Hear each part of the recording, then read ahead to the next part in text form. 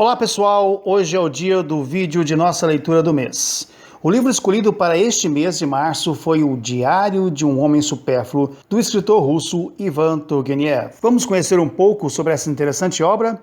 Se gostarem do vídeo, se inscrevam no canal e não se esqueçam de deixar o seu like e compartilharem este vídeo com amigos e familiares.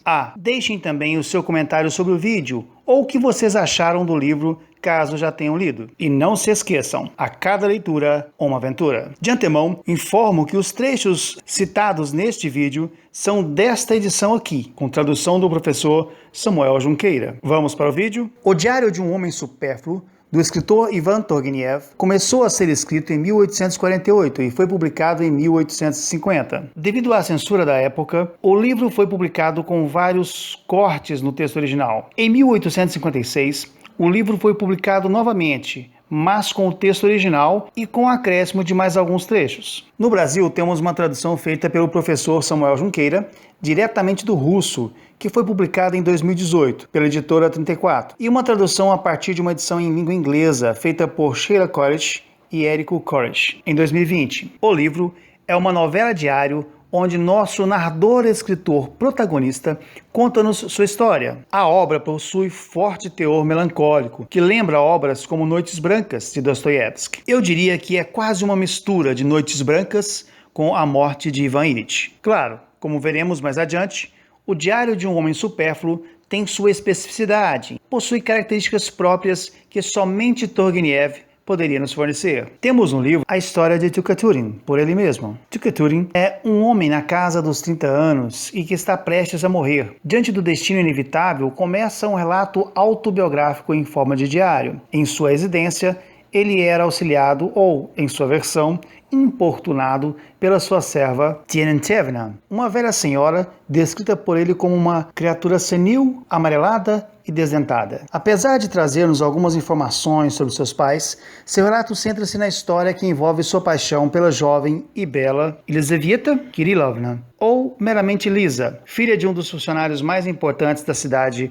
nominada simplesmente como O, que ele visitara para tratar de negócios. O nome deste funcionário, portanto o pai de Lisa, era Kirila Matveyevich Jogin. Cabe salientar que tanto este nome da cidade, O, quanto o nome de outro personagem que falarei mais adiante, N, parece ser um artifício literário para não colocar o nome real, nem mesmo precisar criar um nome fictício. Pois bem, Tukaturin passou cerca de 6 meses nessa cidade. Era uma cidade bastante pequena e pobre, tinha cerca de 800 habitantes, mas nela, Tukaturin viveria os dias mais belos, mas também os mais tristes de sua vida. Em suas primeiras visitas à casa de Jogin, tudo estava bem. Ele passeava e conversava com Lisa, e isto lhe trazia uma alegria muito grande. Tudo mudou na vida dele e mudou para melhor. Segundo ele mesmo, decididamente não sabia como portar-me com as mulheres, e na presença delas, ou franzia o senho e adotava uma expressão sombria, ou arreganhava os dentes do modo mais ridículo e, embaraçado, passava a língua pela boca. Com Elizaveta Kirilovna, ao contrário, fiquei à vontade logo no primeiro encontro. Todos aqueles momentos prazerosos foram eclipsados pela vinda do príncipe N, pois Elizaveta Kirilovna se apaixona pelo príncipe e rejeita Tukaturin. O príncipe também parece muito interessado em Elizaveta Kirilovna. A partir daí, tudo começa a ficar sombrio. Suas esperanças começam a se desvanecer. Em sua tentativa de resgatar a atenção de Lisa, ele acaba se atrapalhando mais. Numa festa, ele discute com o príncipe. Este, então, o desafia a um duelo. No duelo, ele fere o príncipe, mas este não morre. Porém, devido a este duelo, Lisa passa a odiar mais ainda Tukaturin. Por fim, o próprio príncipe sai da cidade sem fazer qualquer proposta de casamento para Lisa, o que a deixa desiludida. Para a sorte dela, ainda havia um terceiro pretendente para consolá-la. Era Bizmiankov, que esteve por perto o tempo todo e ajudou o príncipe quando este foi baleado por Tukaturin. Resumo da ópera: Lisa aceita se casar com Bizmiankov e nosso inconsolável protagonista aumenta a sua dor. Tudo o que ele gostaria de ouvir de Lisa, Bizmiankov ouviu. É aqui, a meu ver, que Tukaturin melhor define o que é um homem supérfluo. Mas agora me diga, Sou ou não sou um homem supérfluo? Não desempenhei o papel de um homem supérfluo em toda essa história? O papel do príncipe? Sobre ele não há nada a comentar. O papel de Bizmyonkov também está claro. E eu? Onde me encaixa em tudo isso? A quinta roda estúpida de uma telega. Nesta foto, fica fácil perceber o que ele quis dizer. Afinal de contas, uma telega não precisa de uma quinta roda. Ele se considerava um homem supérfluo, mas como diz ele, não por vontade própria. Ele sentia que a sua vida era insossa, sem graça, sem sentido. Em suas palavras, supérfluo, supérfluo. Encontrei uma palavra excelente. Quanto mais profundamente me perscruto, quanto mais atento examino toda a minha vida pregressa, mais me convenço da estrita exatidão desse termo. Supérfluo. É isso. Aos outros não se aplica essa palavra.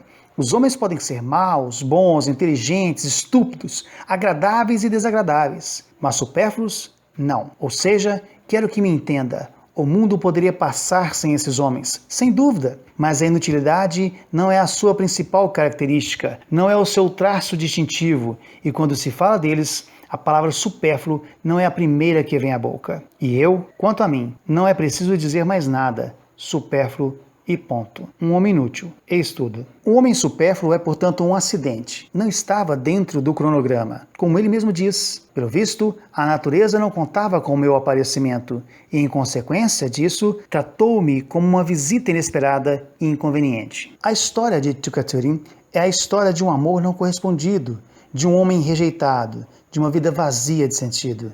Daí o termo supérfluo. Bem, eis mais algumas de minhas considerações sobre o personagem. Ele tem alguns problemas com a leitura de sua realidade. A meu ver, perceptível em relação à sua criada, mas principalmente em relação a Lisa. Ele demora a entender ou insiste em rejeitar a ideia de que ela não gosta dele e nunca gostou. Devido à sua paixão, ele cria uma bolha para existir e morre dentro dela. Se eu pudesse dizer algumas palavras para Tchouktcherin, eu diria o que um amigo meu costuma dizer em situações que exigem uma visão mais ampla, um olhar mais cuidadoso. O mundo é maior do que isso. Em suma, gostei da leitura. Foi minha primeira leitura de Turgenev e minha impressão foi boa. Apesar de achar o personagem muito melancólico, é o tipo de leitura que nos traz algumas reflexões. Bem, estas são só algumas de minhas impressões sobre o livro. E vocês, o que acharam desse livro? Comentem aí. Bom, pessoal, há muito o que falar sobre o contexto histórico da obra e sobre a originalidade do autor. Mas, para o vídeo não ficar muito extenso, tratarei disso numa outra oportunidade. Fico por aqui. Obrigado por terem assistido. Não se esqueçam de deixarem o seu like e compartilharem este vídeo. Forte abraço a todos e até o próximo vídeo.